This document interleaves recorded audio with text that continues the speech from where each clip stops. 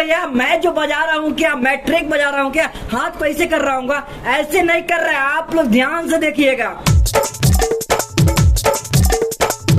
देखिए मैं बंद कर दिया, देखिए मैं चालू करूंगा।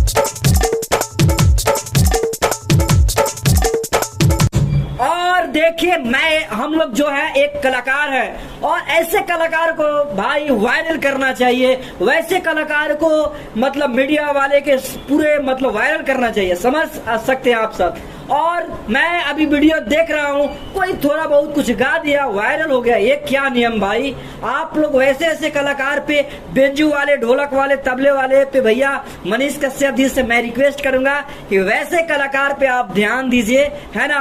और मैं लगातार म्यूजिक बजा रहा हूँ और मेरा मिलियन का सब्सक्राइबर होने वाला, बस आप सबका आशीर्वाद है। और भैया इस चैनल को जल्दी से जल्दी सब्सक्राइब करिए और लाइक करिए और कमेंट करिए, अभी कर दीजिए, जल्दी करिए, आप लोग भूल जाते हैं, अभी करिए, है ना। ओके कर लिए आप सब, आइए म्यूजिक सुनिए।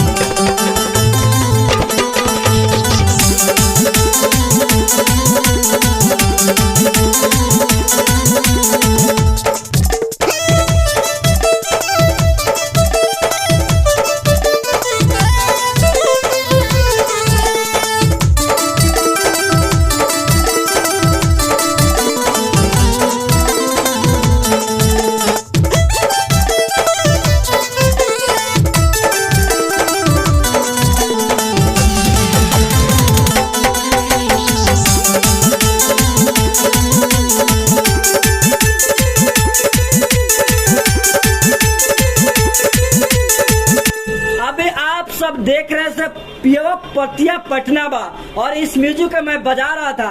और यार आप लोग सब्सक्राइब कर लीजिए जल्दी से ना, है ना। और इसमें काफी अच्छा म्यूजिक मिलने वाला है। और भैया मैं म्यूजिक सिखाने वाला हूँ और मैं कुछ दिन के बाद में बहुत अच्छा काम करने वाला हूँ। ये जैसे कमजोर घर के कलाकार है ना। देखिए मैं भी एक कमजोर कलाकार हूँ, मतलब मैं भी एक गरीब घर से उठा हूँ, है ना। बस आप सबकी वजह, मैं अपने कलाकारी की वजह, है ना। तो आप सब समझ सकते हैं। और आइए और मैं गाना बजा रहा हूँ।